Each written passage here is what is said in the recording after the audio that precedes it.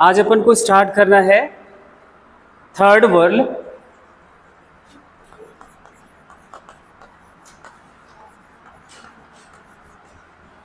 जिसे हमने और क्या नाम बोला था? हाँ जी, एंड्रोइसियम। ठीक, या फिर इसी को हम क्या बोल सकते हैं? Male sex world. ठीक, ये आपका आज का टॉपिक रहेगा, इसके बारे में अपन को बात करना है।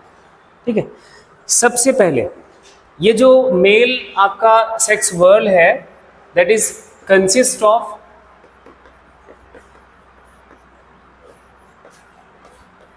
World of स्टेमन। किससे बना हुआ है? स्टेमन के वर्ल्ड से बना हुआ है, या फिर आप इसी को आप ये कह सकते हो कि एंड्रोइसियम का जो यूनिट है दैट इज द स्टेमन। दोनों बातें सेम है। ये स्टेमन का पूरा वर्ल्ड होता है थैलेमस पर, आउटर टू इनर हम बात करें तो तीसरे वर्ल्ड पर। ठीक है, ये बात क्लियर है। अब इस वर्ल्ड में हमें देखो, वर्ल्ड हमने जो बात करना था 11th में करा है कि एंड्रोसियम जो स्टेमन है, स्टेमन का कोहिजन भी होता है, एडिशन भी होता है, इनका जो नंबर है वो भी वेरिएबल है, अलग अलग हमने फॉर्म्स देखे थे 11th में। लेकिन हमें अभी बात करना है स्टेमन के बेसिकली स्ट्रक्चर के बारे में।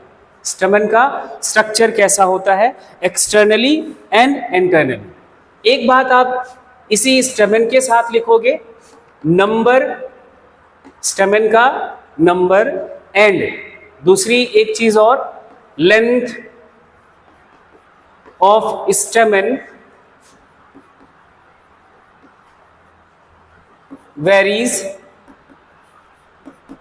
इन फ्लावर्स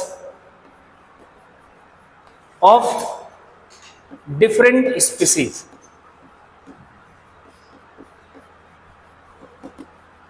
अलग अलग स्पीसीज में जो स्टेमन का नंबर है और स्टेमन का जो लेंथ है वो क्या करेगा? वेरी करेगा। ऐसा नहीं कि सभी स्पीसीज में सेम रहेगा।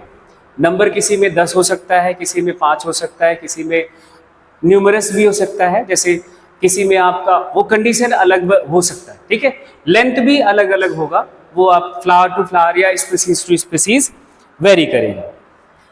ठीक, नेक्स्ट एक और पॉइंट इसी में लिखेंगे, ये आपका रिकॉल करने वाला बात है। 11th को रिकॉल कर रहा हूं मैं, स्टेटमेंट लिखूंगा, फिर आपको बताना है कि क्या इसको आप क्या कितना समझ पा रहे हो।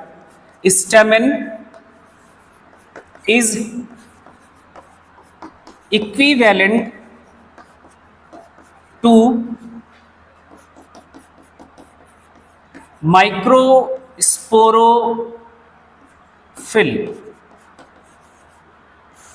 बोलो, कुछ दिमाग में आइडिया बना? माइक्रोस्पोरोफिल्स क्या थे? हाँ, स्पोरोफिल्स क्या होते हैं? Spore bearing leaves. और माइक्रोस्पोरोफिल्स क्या होते हैं? माइक्रोस्पोर बियरिंग लीव्स, टेरिडोफाइट्स में हमने देखा था। ठीक है, अब यहां हमने मेल जो गैमीट है, पॉलन ग्रेन है, वो क्या है? माइक्रोस्पोर है। एंड माइक्रोस्पोर कहां बनता है? स्टेमन में बनता है। स्टेमन किसका मॉडिफिकेशन है? लीफ का। लीफ में ही बनता है, वो लीफ पर बनता था। स्पोर जो टेरिडोफाइट्स में स्पोर बनते थे वो on the surface of leaf बनता था। ये मॉडिफाइड लीव्स के अंदर ये स्पोर बनेगा, माइक्रोस्पोर बनेगा एंजियोस्पर्म के केस में। तो ये जो स्टेमन है that is a modified leaf, तो किसको क्या बोलोगे? स्पोरोफिल बोलोगे। माइक्रोस्पोर बन रहा है तो इसलिए माइक्रोस्पोरोफिल है। माइक्रोस्पोरोफिल वर्ड हम यूज करते हैं टेरिडोफाइट्स के केस में, तो इसके इक्विवेलेंट तो कहा ही जाएगा। बात क्लियर हो गई? तो स्टेमन किसके इक्विवेलेंट है? माइक्रोस्पोरोफिल के इक्विवेलेंट माना जाता है। नेक्स्ट एक बात लिखोगे, अ टिपिकल स्टेमन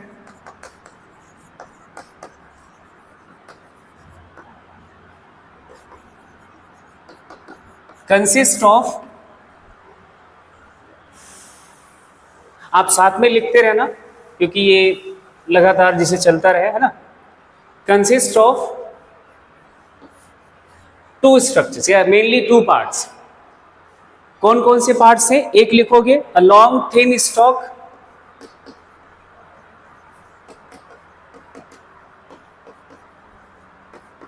जिसका नाम आपने क्या बोला था? फिलामेंट। इसको मैं एक बार रिकैप कर रहा हूं। दूसरा पार्ट क्या था? एंथर। इसके लिए लिखोगे जनरली बाइलोब्ड। इन नॉर्मल कंडीशन में क्या होता है? बाइलोब्ड स्ट्रक्चर होता है, bilobed structure, and that is known as anther.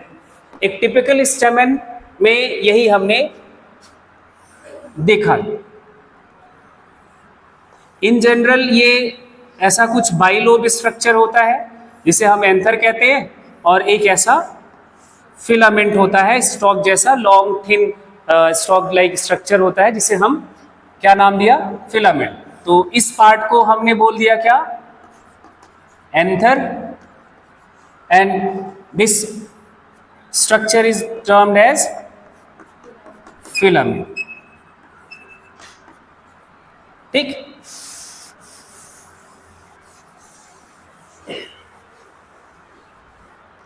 इतनी बात समझ आ गई?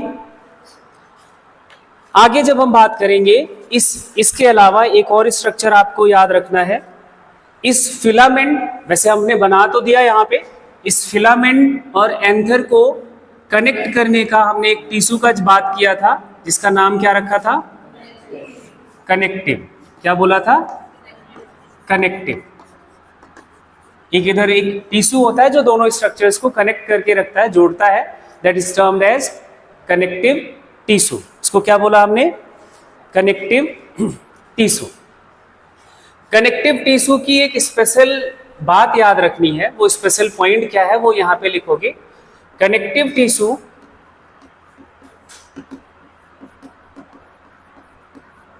Has vascular supply.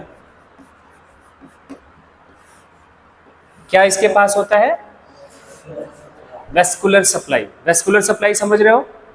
Vascular bundle की सप्लाई कनेक्टिव टिश्यू तक होती है। फिलामेंट में तो होता ही, इधर कनेक्टिव तक वैस्कुलर सप्लाई होती है। ये दिमाग से स्लिप करता है, इसलिए यहाँ पे इसको थोड़ा हाईलाइट करके लिख लेना, इसे भूले ना।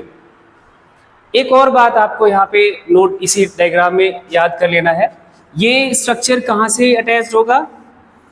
ये क्या हमने क्या बनाया? थैलेमस। ये क्या है? Thalamus. And this part of filament is termed as proximal end. इसको क्या बोलोगे? Proximal end. और इस एंड को क्या बोलोगे? Distal and.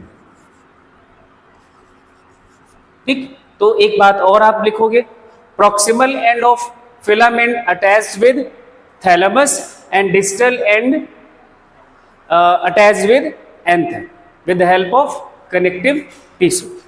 इतनी बात समझ आ गई? ये आपका जो डायग्राम बना, इसके लिए लिख लोगे। हाँ, एक बात और आप याद रखना, इसको दिमाग में अभी से ऐड करो। 11th में इस पे ज़्यादा प्रेशर नहीं डाला गया था। जब भी आप डायग्राम बनाओ उसके नीचे उसका नाम जरूर लिखो, ब्रैकेट में नाम जरूर लिखो कि हमने ये डायग्राम बनाया है। अभी से ये प्रैक्टिस करोगे तब जाके आपके बोर्ड एग्जाम में ये कॉपी पे दिखेगा। अगर आपने डायग्राम बना दिया और नाम नहीं लिखा फाइनल एग्जाम में, और वो गलत माना जाता है या फिर नंबर काट लिया जाता है। इसका बोर्ड में ध्यान रखना है, बाकी कॉम्पिटिटिव एग्जाम में तो क्या फर्क पड़ता है। ठीक है। तो ये डायग्राम है किसका? Typical structure of स्टेमन।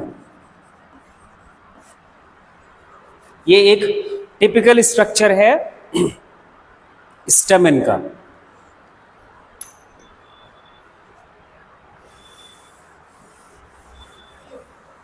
अब आगे हम टिपिकल स्टेमेन के लिए बात करेंगे कि एक टिपिकल स्टेमेन कैसा होता है। और typical stamen has following properties, इनके पास कुछ प्रॉपर्टीज हैं, वो आप यहां पे एक साथ लिखो। पहली प्रॉपर्टी, ये बाइलोब्ड होता है। कैसा होता है? बाइलोब्ड होता है। दूसरी प्रॉपर्टी, बाइलोब्ड का मतलब इट हैज टू लोब्स। यहां डायग्राम में देखोगे तो ये एक लोब है, ये एक लोब है और ये दूसरा लोब। ठीक है, तो ये बाइलोब्ड होगा। का जो स्ट्रक्चर है वो कैसा होगा? पहला पॉइंट क्या लिखोगे? बाइलोब्ड होगा, मतलब हैज टू लोब्स।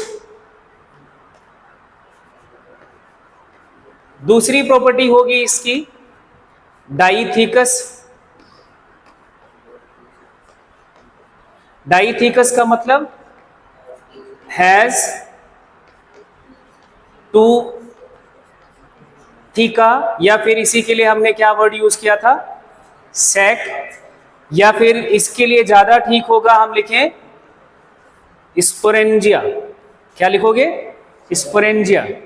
बाद में यही सेक स्पोरेंजिया के फॉर्म ले लेता है। ठीक। और तीसरी प्रॉपर्टी याद रखनी है एक टिपिकल स्टेमेन का, दैट इज द टेट्रा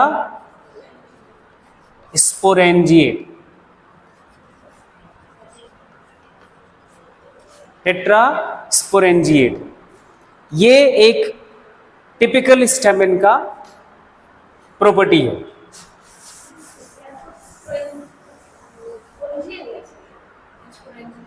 हाँ जी, इस सैक जो है यही बाद में कन्वर्ट होगा स्पोरेंजिया में।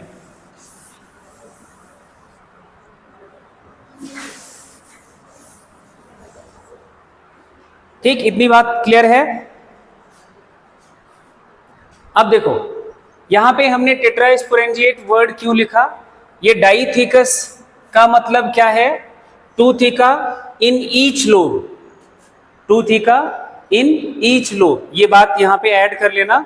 इन, ये भी ऐड कर लो, इन ईच लोब। कहीं ऐसा ना हो कि एक लोब में हम एक थीका समझ लें और टोटल दो ही समझें, है ना। तो डाइथिकस का मतलब हुआ two sporangia in each lobe. अब एक एंथर के, एक स्टेमन के पास कितना लोब है?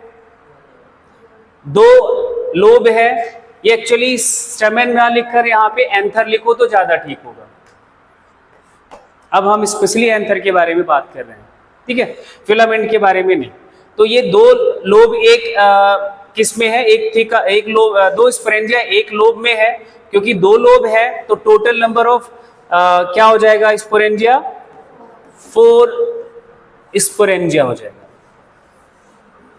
4 स्पोरेंजिया होने के नाते इसको हम लिखते हैं टेट्रा स्पोरेंजिएट। ये टर्म इसलिए यूज किया जाता है, टेट्रा स्पोरेंजिएट क्यों लिखते हैं? दो लोब हैं एक एंथर के पास और एक लोब में दो थीका है, तो दो थीका एक लोब में, तो दो लोब में चार थीका, चार थीका, चार थीका का मतलब 4 स्पोरेंजिया। 4 स्पोरेंजिया को हम टेट्रा वर्ड से लिखते हैं। 4 को क्या लिखोगे? टेट्रा, है ना। तो टेट्रा स्पोरेंजिएट नेचर ये है। अब आपसे एक बात मैं जानना चाहूंगा, कैप्सुला क्या था? एक टिपिकल एंजियोस्पर्म, यही है। क्या इसका एंथर कैसा होगा ये जानना जरूरी नहीं है? जरूरी है कि भाई ये टिपिकल एंजियोस्पर्म है तो इसका एंथर कैसा होता है। तो कैप्सुला का एंथर कैसा होता है वो लिखो। कैप्सुला का एंथर, हाँ, कैप्सुला आपका बिलोंग करता है क्रूसीफेरी फैमिली से, ये भी याद रखना। कौन सी फैमिली से? क्रूसीफेरी फैमिली से। इस फैमिली का दूसरा नाम भी है ब्रेसिकेसी। दूसरा नाम क्या है? ब्रेसिकेसी। कैप्सुला का एंथर कैसा होगा वो यहां लिखेंगे सेम प्रॉपर्टी जो आपने यहाँ पे एक टिपिकल एंथर का लिखा हुआ है, सारी प्रॉपर्टीज इसमें प्रेजेंट होती है, इसलिए इसको क्या एक टिपिकल एंजियोस्पर्मिक प्लांट की तरह कंसीडर करा गया है। ये बाइलोब्ड होता है इसका एंथर, डाइथिकस होता है एंड टेट्रा स्पोरेंजिएट होता है। कैसा होता है? Tetra sporangiate. ठीक, ये तो आपका टिपिकल एंजियोस्पर्म के बारे में बात हुआ। क्या सभी ऐसे होते हैं? तो आप कहोगे कि नहीं, ये तो टिपिकल की बात है, एक्सेप्शनल केस तो होता ही होगा। तो इसी के साथ साथ एक इसका एक्सेप्शनल केस है, बट इन मालवेसी, फैमिली का नाम है मालवेसी, इसमें सोलेनम, नाइग्रम, ऐसे टोमेटो वाला आपका हाँ, ये सब का फैमिली है। ठीक है, इनके जो एंथर होते हैं इनकी प्रॉपर्टी अलग है। इनका एंथर कैसा होता है वो लिखो। इनका एंथर होगा बाइलोब्ड। अब कहोगे कि नहीं सर, ये तो वैसे ही दिख रहा है। नहीं, बाइलोब्ड तो होता है, लेकिन ये होता है मोनोथिकस। कैसा होता है? मोनोथिकस। मोनोथिकस है तो बताओ क्या हो जाएगा, क्या प्रॉपर्टी चेंज हो जाएगा? मोनोथिकस है और इसलिए स्पोरेंजिया कितना हो जाएगा? सिर्फ 2, और ये हो जाएगा बाई स्पोरेंजिएट। ये एक आपका एक्सेप्शनल केस है, इसको जरूर ध्यान रखना, है ना। बहुत सवाल मिलेंगे इस पे।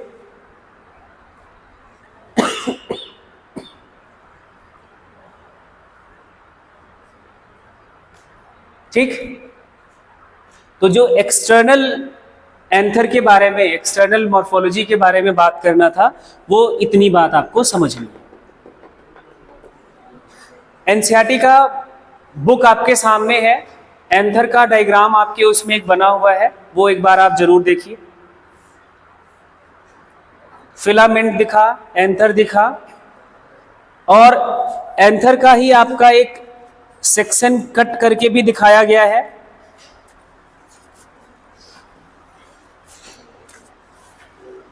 जिसमें आपको स्पोरेंजिया दिख रहे हैं।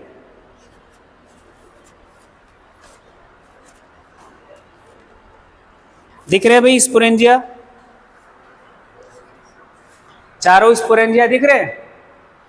इस पिक्चर में आप ध्यान से देखो, इस वाले पिक्चर में आपको तो टेट्रा स्पोरेंजिएट कंडीशन दिख रही है। एक थीका में 2 स्पोरेंजिया दिख रहा है क्लियरली। दिख गया सबको? चलो, अब हम बात करेंगे एंथर के इंटरनल स्ट्रक्चर की। एक्सटर्नल स्ट्रक्चर तो हो गया, इतनी बात आपको समझनी थी। हेडिंग बनाइए, इंटरनल स्ट्रक्चर ऑफ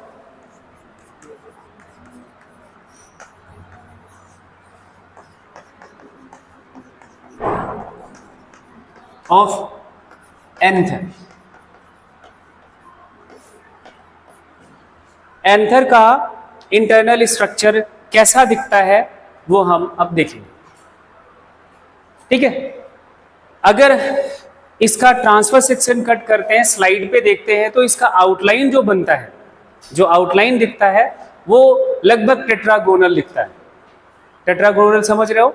4 साइडेड दिखता है, 4 साइडेड इसमें स्ट्रक्चर दिखता है। तो पहला पॉइंट लिखोगे, in TS transfer section, TS में एंथर कैसा दिखता है? In TS outline of anther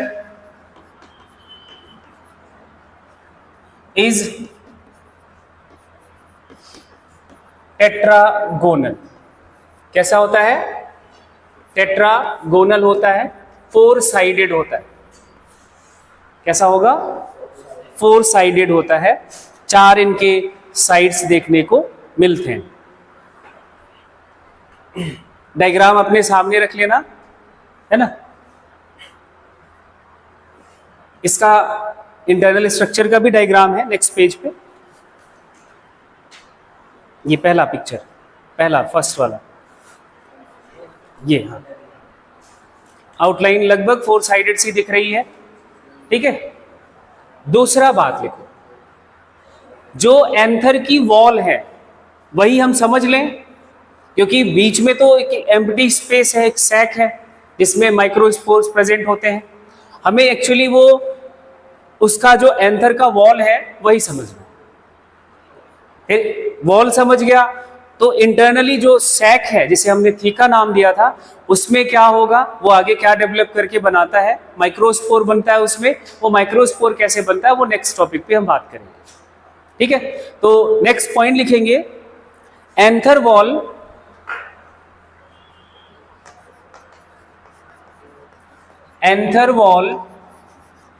is made up of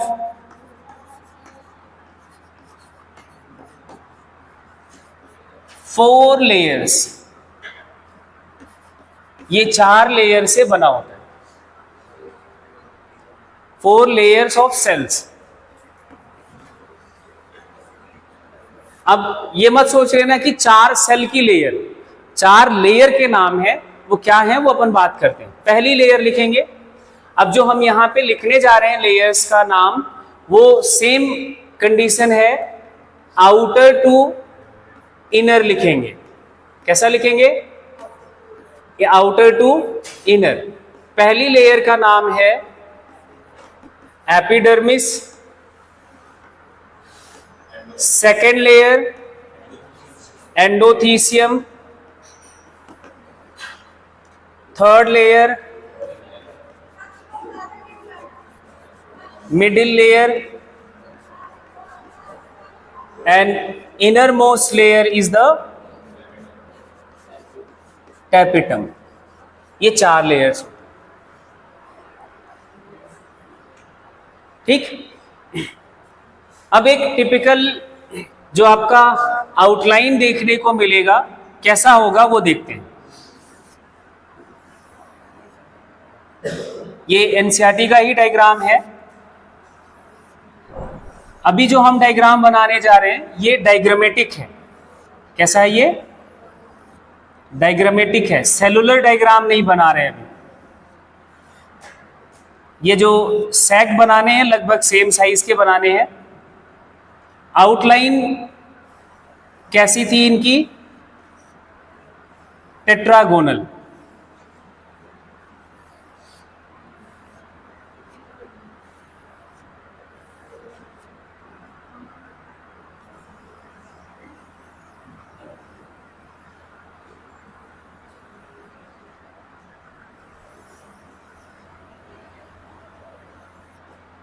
ये दूसरी लेयर है। अभी लेयर पहले बना लेते हैं, फिर उन लेयर्स का नाम देखते हैं।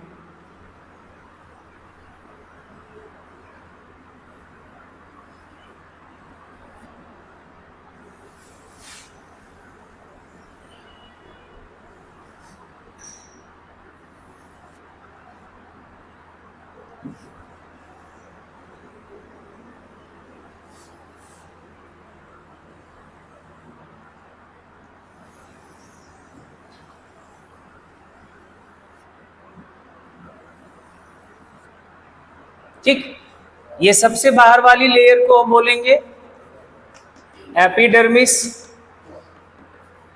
इसके बाद की layer endothecium, and then middle layer, and इसको डिनोट करा जाता है टैपेटम।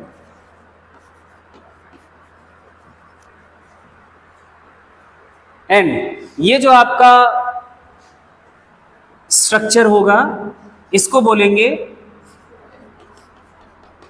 स्पोरेंजिया। ठीक रहेगा सिर्फ लिखना, माइक्रोस्पोर बनता है तो माइक्रोस्पोरेंजिया लिखेंगे, माइक्रोस्पोरेंजिया। सिर्फ यही लिखा जाए तो ये भी ठीक नहीं है। इसी को बोला जाता है पोलन सैक। क्या बोलते हैं इसको? Fallen cell. इस डायग्राम का नाम क्या लिखोगे?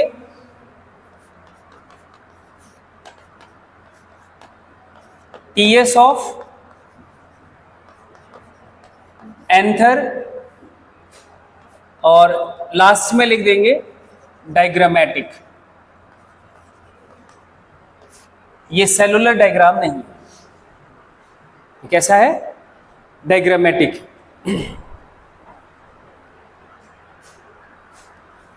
और इसी के बीच में आपको एक और स्ट्रक्चर दिखाया गया है यहां पे,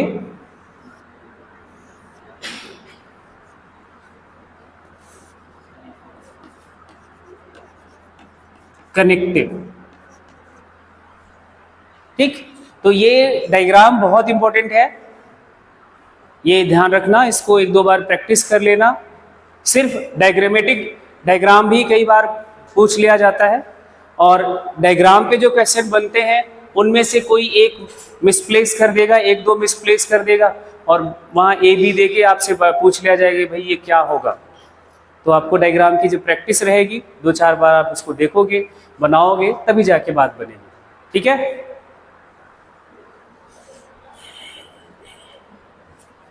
तो ये जो लेयर्स के नाम लिखे हैं यहाँ पे ही आप लिख लेना। यहाँ तो वैसे लिख लिया है, आउटर टू इनर है, तो ये इधर भी ऐसे लिख लो, आउटर टू इनर। जब भी आप पढ़ोगे, वो हो सकता है ना दिखे, लेकिन ये जरूर दिखेगा, ऐसे साइड में लिखोगे।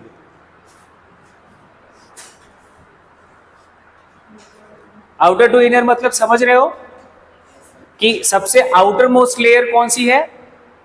एपिडर्मिस है, उसके नीचे एंडोथीसियम है, उसके नीचे मिडिल लेयर है, और सबसे नीचे क्या है? एपिडर्मिस। अब इन्हीं लेयर्स के बारे में अपन को बात करनी है, समझना है कि ये लेयर्स कैसे सेल से बनी है, क्या उनका रोल है ना, कितनी सेल थिकनेस है इनकी, इन्हीं सबको हमें समझना है। चलिए आगे। सबसे पहली लेयर बनाएंगे, हेडिंग।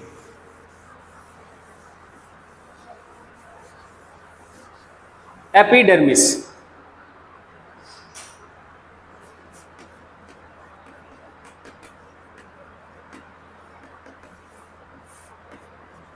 एपिडर्मिस एक जनरल सी बात है, पहला पॉइंट यही लिखोगे, आउटर मोस्ट लेयर है, outer most layer of anther wall. इसमें कोई परेशानी नहीं है किसी को, है ना, ये बात आराम से याद हो जाती है। दूसरी बात जो है वो इंपॉर्टेंट है, लिखना है, सिंगल सेल्ड थिक लेयर है। कितने लेयर, कितने सेल की थिकनेस है इसकी? सिंगल सेल थिकनेस है, मतलब एक सेल ही इस पूरे, एक सेल की थिकनेस होती है पूरे लेयर में, मल्टी लेयर्ड नहीं है, मल्टी सेल थिकनेस नहीं है। ठीक है, ये आपको ध्यान रखना है। एक और बात याद रखना है, इसका रोल क्या है। तो ये एपिडर्मिस एंथर को प्रोटेक्शन प्रोवाइड करता है एक्सटर्नल कंडीशन से। ठीक है, तो नेक्स्ट इसका लिख लेना, ये एक क्या है? Protective layer.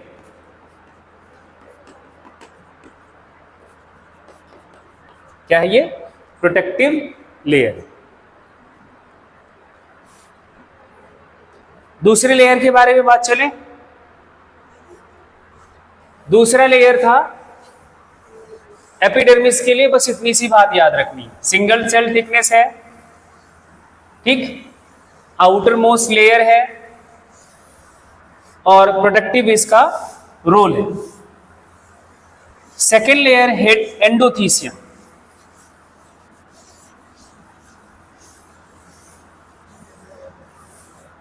सेकेंड लेयर क्या है? एंडोथीसियम।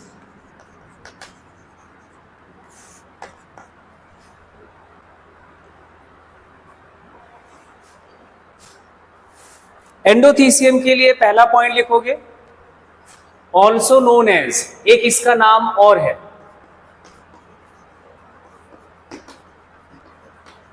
फाइब्रस लेयर, इसको एक और नाम देते हैं फाइब्रस लेयर। फाइब्रस लेयर क्यों बोलते हैं वो आपको समझना है। इस लेयर की जो सेल्स हैं, एंडोथीसियम जो कि सेकेंड लेयर है, इस लेयर की सेल्स की वॉल पर आपने सेलुलोज फाइबर के बारे में पढ़ा था। सेलुलोज फाइबर का डिपोजिशन होता है। हाँ, सेलुलोज फाइबर के साथ साथ एक और बैंड जैसा स्ट्रक्चर होता है, कैलोज बैंड। इन दोनों का डिपोजिशन होने के नाते इस लेयर को हम फाइब्रस लेयर भी कह देते हैं। ठीक है, वो कहाँ पे डिपॉजिट है, क्या इनका रोल है ना, क्या इंपॉर्टेंस है, वो आगे अभी हम डिस्कस करते हैं। तो पहला पॉइंट ये है। दूसरा पॉइंट एंडोथीसियम के लिए लिखोगे, ये मुझे लगता है लिखने की जरूरत नहीं है, अंडरस्टूड है। प्रेजेंट बिलो, आगे एपिडर्मिस, एपिडर्मिस के नीचे ये प्रेजेंट होता है, ये बात अंडरस्टूड है। And this layer is also single cell thickness वाली है, सिंगल सेल्ड थिक लेयर है, मल्टी सेल थिकनेस इसकी भी नहीं है। ठीक है, सिंगल सेल थिकनेस इसकी भी है। अब जो बात आप लिखोगे वो इंपॉर्टेंट, जब एंथर मैच्योर होने वाला होता है, एंथर जब भी इनिशियली जब बन रहा होता है यंग स्टेज में, तब तो इतनी बात ठीक है। ड्यूरिंग मैच्योरेशन, कब? ड्यूरिंग मैच्योरेशन ऑफ एंथर, इनके वॉल्स पर, जैसे हमने ये, मैं एक डायग्राम छोटा सा अभी बना रहा हूं, कंप्लीट डायग्राम अभी नहीं बना रहा हूं। ये हमने आउटर मोस्ट लेयर मान लिया एपिडर्मिस, इसके नीचे एंडोथीसियम, एंडोथीसियम की सेल्स ऐसे हैं। तो इनकी जो वॉल्स हैं, ये इस वॉल पर या इस वॉल पर या इन सभी वॉल्स पर डिपोजिशन स्टार्ट हो जाता है सेलुलोज फाइबर्स का एंड कैलोज बैंड। कब? ड्यूरिंग मैच्योरेशन, यंग स्टेज में नहीं। जब एंथर मैच्योर होने वाला हो रहा होता है तब इन डिपोजिशंस का डिपोजिशन स्टार्ट हो जाता है। तो नेक्स्ट पॉइंट जो लिखोगे वो बड़ा इंपॉर्टेंट है। During maturation,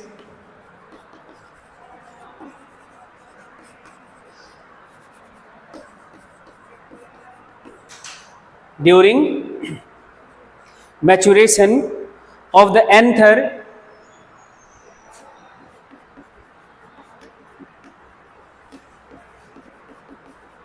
various changes takes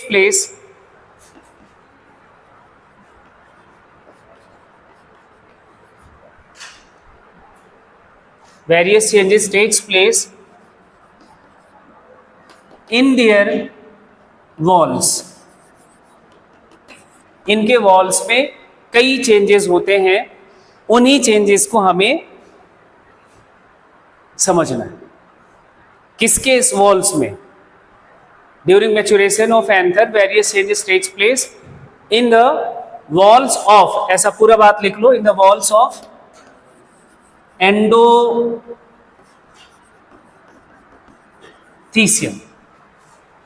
या एंडोथीसियल सेल्स। ठीक, किसमें क्या चेंज होता है वो आप नीचे लिखोगे। जो इसकी आउटर वॉल है, कौन सी वॉल? Outer wall. जरा ध्यान से समझना, ये सबसे बाहर वाली लेयर है एपिडर्मिस, उसके बाद एंडोथीसियम, फिर मिडिल लेयर आपका टैपेटम। आप सिर्फ एंडोथीसियम की सेल देखो तो सबसे बाहर वाली वॉल ये होगी। ठीक है, इसको हम बोलेंगे आउटर वॉल। आउटर वॉल पर कोई चेंज नहीं होता। आउटर वॉल के सामने लिखो रिमेन अनचेंज्ड, कोई चेंज नहीं होता यहां। ठीक, उसके बाद ये जो इनर वॉल है, कौन सी वॉल? इनर वॉल है, इस पे चेंजेस होते हैं। इनर वॉल पर डिपोजिशन होता है। अब क्या डिपोजिशन होता है वो लिखेंगे।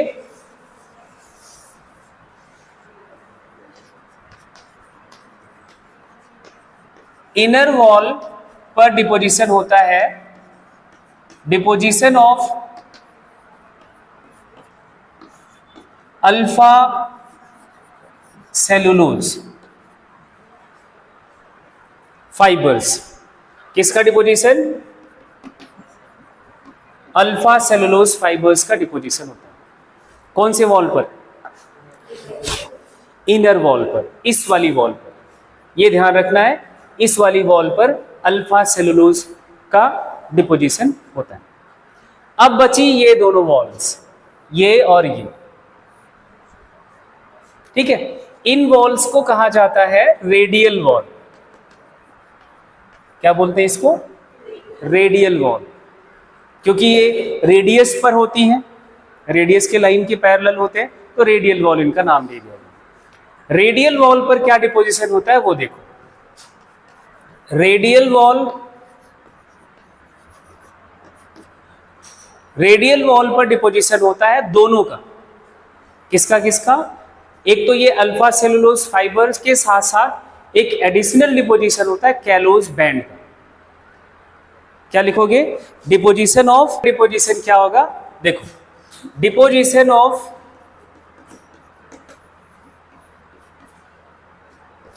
Alpha cellulose fibre and callose band, इन दोनों का डिपोजिशन होता है इस लेयर पर। यह ध्यान रखना।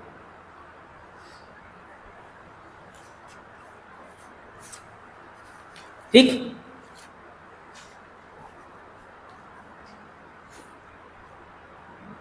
तो सारी वॉल्स हो गई, आउटर वॉल हो गया, इनर वॉल हो गया एंड रेडियल वॉल्स हो गए। सारी वॉल्स पर अगर आपको याद रखने वाली बात है तो आउटर वॉल जरूर याद रखना, इस पर कोई डिपोजिशन नहीं होता। इनर वॉल पर क्या डिपोजिशन होता है? सिर्फ अल्फा सेलुलोज। और इन वॉल पर क्या डिपोजिशन होता है? अल्फा सेलुलोज के साथ साथ कैलोज बैंड। एक बात और ऐड करूं, ये जो सेलुलोज होता है, जो कि सेल वॉल में भी होता है ना, सेलुलोज एक यूनिक प्रॉपर्टी रखता है। Cellulose can absorb atmospheric moisture. क्या एब्जॉर्ब कर सकता है? Atmospheric moisture. इसलिए जब ये जो लकड़ी के बने डोर्स हैं वो बारिश के सीजन में थोड़ा सा स्वेल कर जाता है एंड देन वो टाइट बंद एंड ओपन होता है। विंडो के भी से केसेस ऐसे आते हैं। अब सोचो यही सेम कंडीशन कहाँ पे है? एंडोथीसियम की सेल्स में भी है। एंडोथीसियम की सेल्स में उनकी वॉल पर कौन सी वॉल पर? इनर वॉल पर और रेडियल वॉल पर सेलुलोज फाइबर है। एंड जब ये मैच्योर हो जाता है तो ये एटमॉस्फेरिक तभी डिपोजिशन होगा, तभी ये एटमॉस्फेरिक मॉइस्चर को एब्जॉर्ब कर सकता है। और इस प्रॉपर्टी को बोला जाता है, जो मॉइस्चर एब्जॉर्ब करे उसको बोलते हैं हाइग्रोस्कोपिक इन नेचर। क्या बोलते हैं? Hygroscopic in nature. ये मॉइस्चर एब्जॉर्ब करेगा तो स्वेलिंग सी कुछ जनरेट होएगी।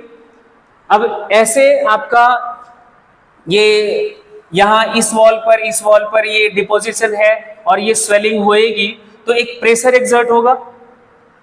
अब ये वॉल पर कोई डिपोजिशन नहीं है, इस वॉल पर कोई डिपोजिशन नहीं है। अभी पूरी बात तो नहीं समझ आएगी। तो ये टूटने वाली वॉल कौन सी हो जाएगी? आउटर वॉल हो जाएगी।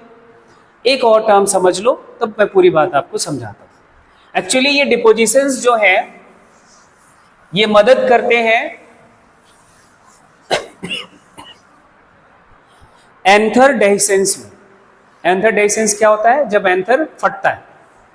एंथर का फटना, that is a dehiscence of anther. जब तक एंथर फटेगा नहीं तब तक उससे पॉलन ग्रेन बाहर नहीं आएंगे। तो वो कैसे फटता है, वो इसकी मदद से। ठीक है, एक और इसी में पॉइंट लिखोगे, alpha cellulose fibre hygroscopic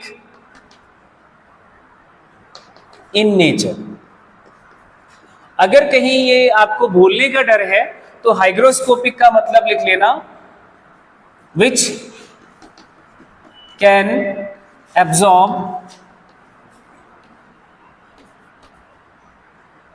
atmospheric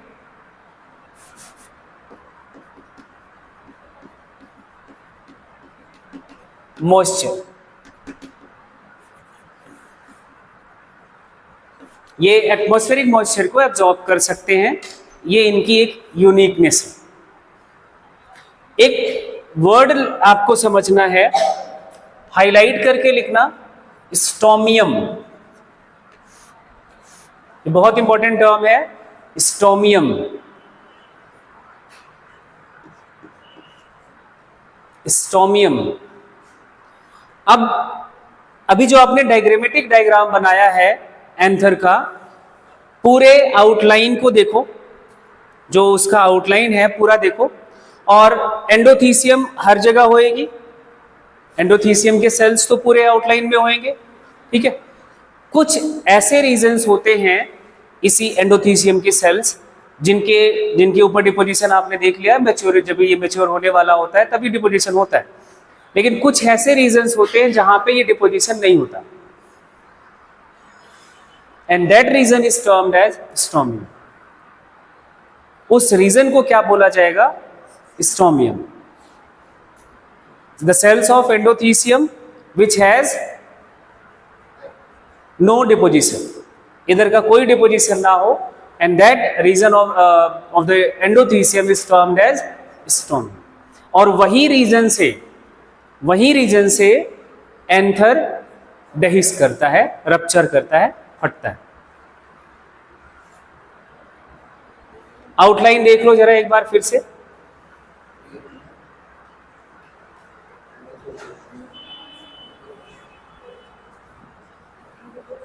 यहां देखो, ऐसे ही कुछ हमने सिर्फ मान लिया कि एंडोथीसियम की लेयर है, और इनके स्पेसिफिक रीजंस जहां जहां पे ये ग्रुप्स होते हैं ना, उधर से ही यहाँ पे, जैसे कुछ ये वाला रीजन, कुछ ये वाला रीजन, या यहाँ वाले रीजन पे एंडोथीसियम की सेल्स पर डिपोजिशन नहीं होगा। जब डिपोजिशन नहीं होगा और इन वाली सेल्स के वॉल पर डिपोजिशन होगा, ये हाइग्रोस्कोपिक हैं, प्रेशर एक्सर्ट करेंगी, और सेलुलोज फाइबर एक मैकेनिकल स्ट्रेंथ भी देता है, तो यहाँ वाली सेल्स कमजोर पड़ जाएंगी एंड दे रप्चर। और यहीं से हमारा एंथर रप्चर कर जाता है, यहाँ से रप्चर कर जाएगा, यहाँ से रप्चर कर सकता है, और यहाँ से रप्चर कर सकता है। तो डेhiscence यहीं से होगा, जिस रीजन का, जहां पे स्टोमियम का रीजन होगा। तो स्टोमियम का मीनिंग लिखो जरा।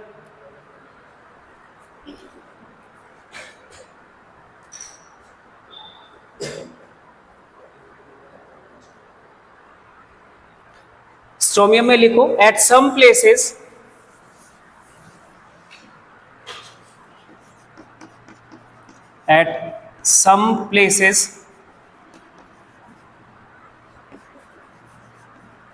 callose band and cellulose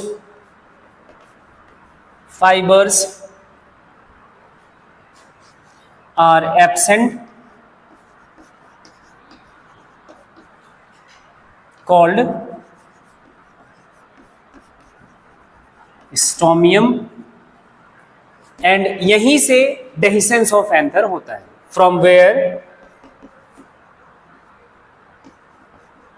where dehiscence of anther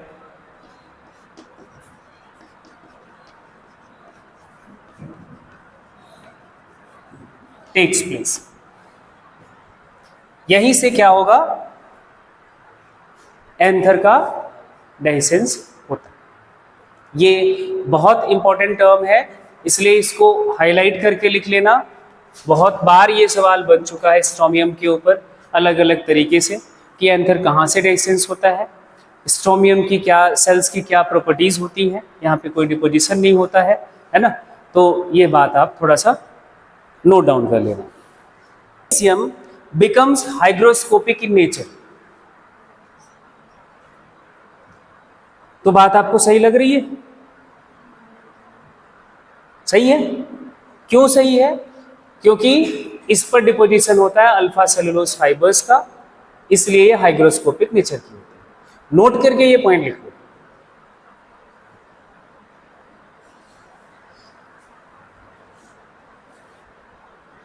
endothecium becomes hygroscopic in nature.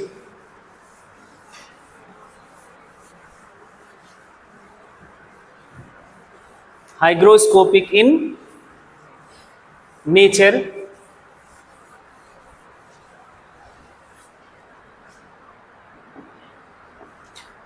due to presence of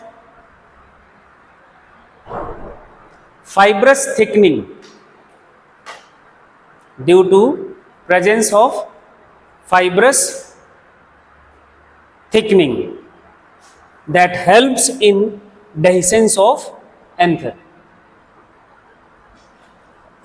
that helps in dehiscence of anther. Third layer endothecium के लिए इतनी बात आपको समझ के रखनी है।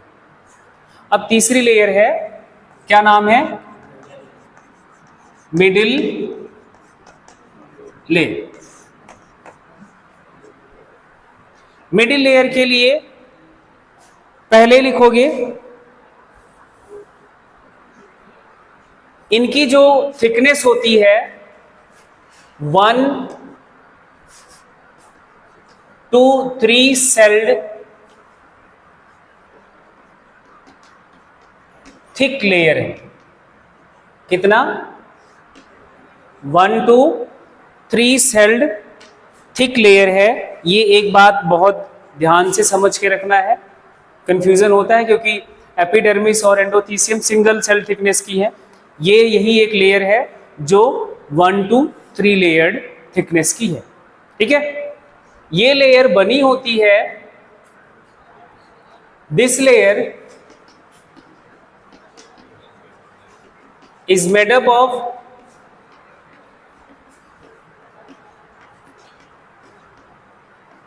parenchymatous tissue. कौन से लेयर से, कौन से सेल से बना होगा?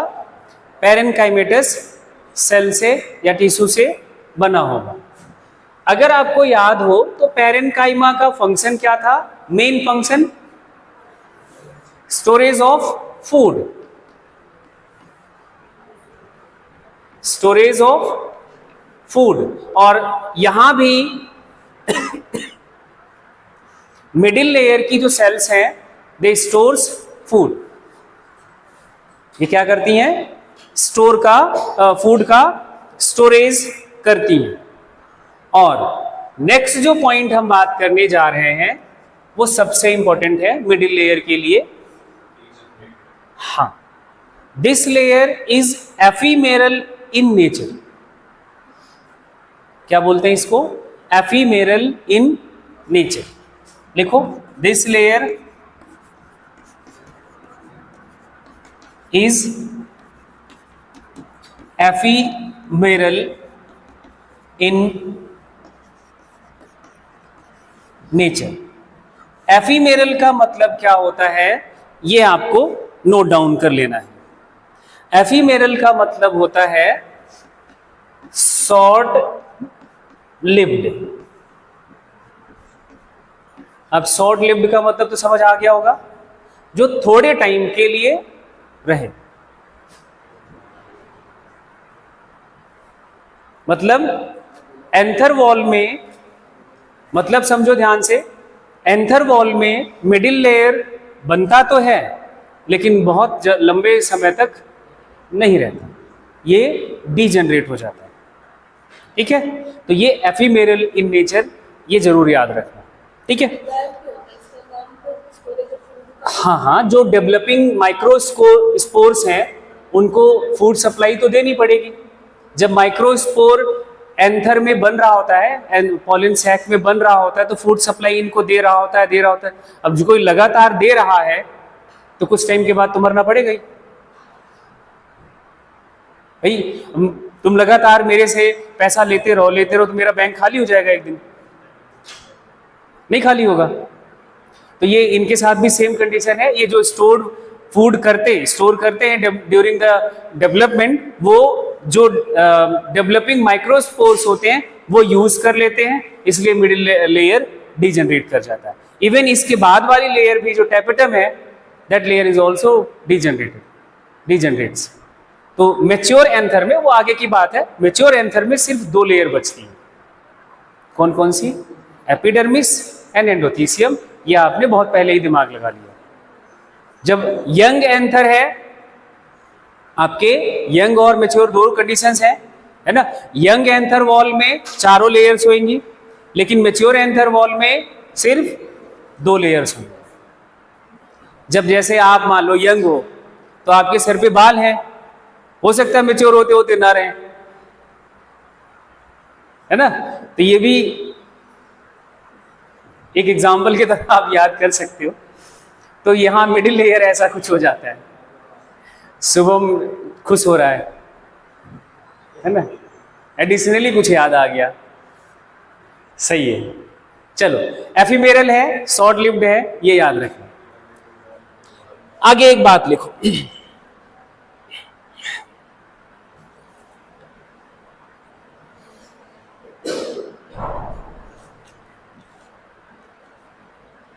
ये बात लिखवानी जरूरी है, या मुझे नहीं लगता लिखवाना पड़ेगा, कि मैच्योर एंथर में मिडिल लेयर एब्सेंट रहता है। लिख लो, बाद में हो सकता है रिपीट तो अभी आगे होगा, बट अभी आप लिख लो। इन मैच्योर एंथर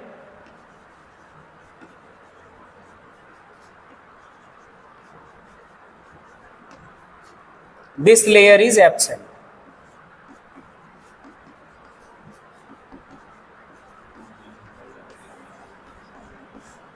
ये लेयर एब्सेंट होता है। अभी तक आपने 3 लेयर्स पढ़ी, कौन कौन सी? Epidermis, endothecium, middle layer. ये जो बाहर के तीनों लेयर हैं, ये एंथर वॉल की लेयर है। एक इसके बाद भी लेयर होती है टैपेटम, उसके बारे में बात करना बाकी है। ये तीनों लेयर प्रोटेक्टिव नेचर की होती है। मेन फंक्शन प्रोटेक्शन का किसका है? एपिडर्मिस का होता है। Additionally endothecium and middle layer also provide protection to the developing microspores. तो नोट करके एक पॉइंट लिखो,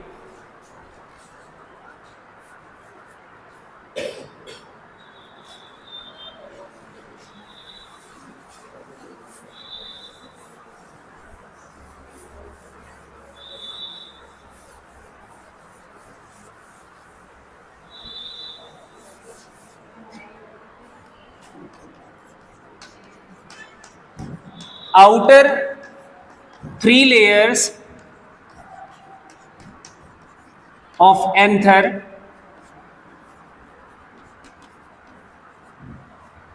provide protection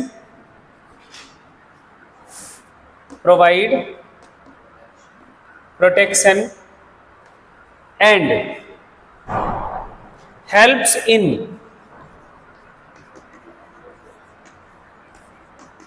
dehiscence of anther।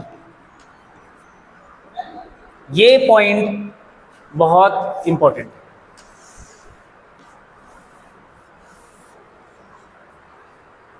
ये तीनों लेयर्स क्या करती हैं? प्रोटेक्शन प्रोवाइड करती हैं और डेहिसेंस में मदद करती हैं। अब आपका सबसे inner most layer, that is the tapetum tapetum के लिए पहला पॉइंट क्या लिखोगे? इनर मोस्ट लेयर है। बोलो भाई ठीक है। ये भी सिंगल सेल्ड थिक है।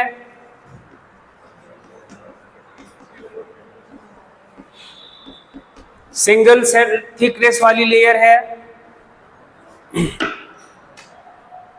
एंड इस लेयर को न्यूट्रिटिव लेयर भी बोलते हैं, also known as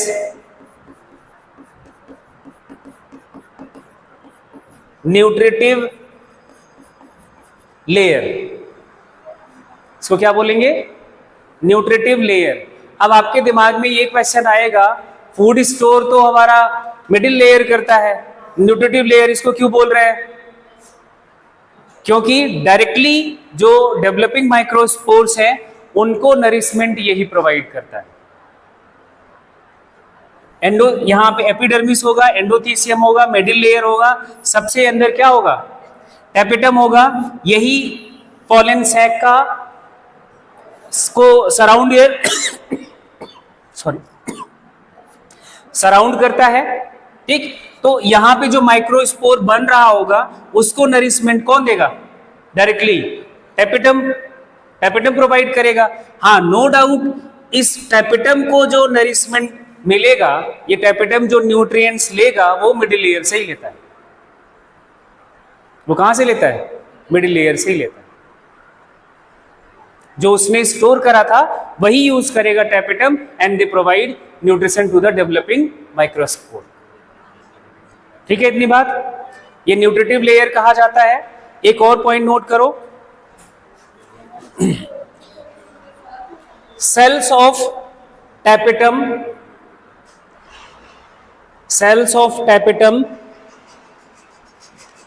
have dense cytoplasm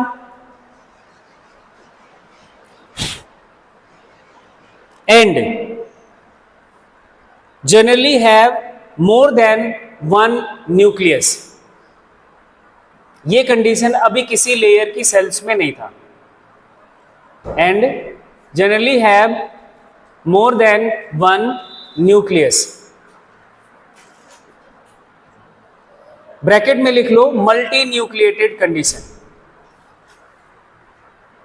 अब ये मल्टी न्यूक्लिएटेड कंडीशन क्यों आती है, कैसे आती है, इसके बारे में अपन कल बात करेंगे। ऑलमोस्ट इंटरनल स्ट्रक्चर इसका एंथर का खत्म हो चुका है, बस डायग्राम की बात और रह गई है। डायग्राम बना के आपको ये टॉपिक खत्म है। आज के लिए इतना ही। Thank you.